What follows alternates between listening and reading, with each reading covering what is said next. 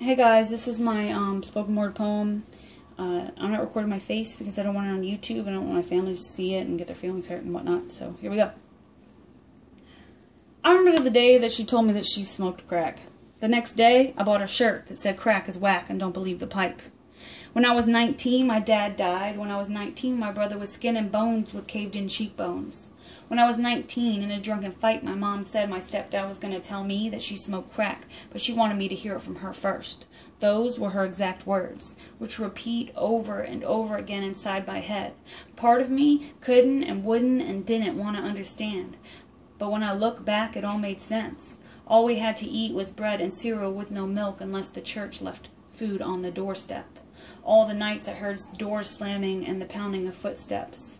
My mom would have 3 a.m. visits from her only black friend, and his name was D. I always wondered, did the D stand for dealer or was it devil? Was he her secret 3 a.m. healer or soul stealer? I have 5 people in my immediate family. 3 are current crack addicts and 1 quit but is a current alcoholic. My favorite uncle got my mom, dad, and brother started on it. He is now clean. And by clean, I mean he only pops pills, smokes weed, and drinks a 5th of Jim Beam daily. My mother's sister, she's the most honest crackhead I've ever met. She told me one day, I like crack. I'm not going to hide it. I run drugs to support my habit. She says my mother won't tell me after 10 years that she still does it. And my brother stole from me last week and says that he didn't do it. With bloodshot eyes and pupils so big I could see his sins inside of him, there's no way he could hide it. Crack cocaine is to blame for me going hungry when I was 15. Crack cocaine is the reason my stepdad was so mean.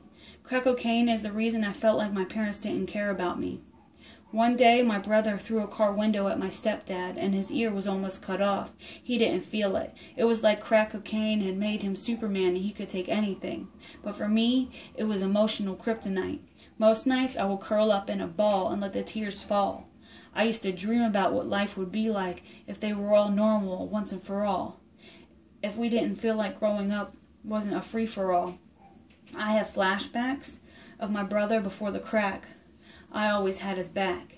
We went everywhere together. Then it all changed. He couldn't be around me. He said he felt guilty. Crack cocaine had stolen my family. I'd rather they be dead because in my head I had already prepared myself for their death, floating away in the smoke that they took to the head every day. When will they be dead? I have to remember that this is their addiction. It's their personal affliction. It's not my mission to save them. I have to forgive them. I will never really know them. Crack cocaine is their sister, their brother, their mother, their uncle, their father, and best friend. How could I ever fit in?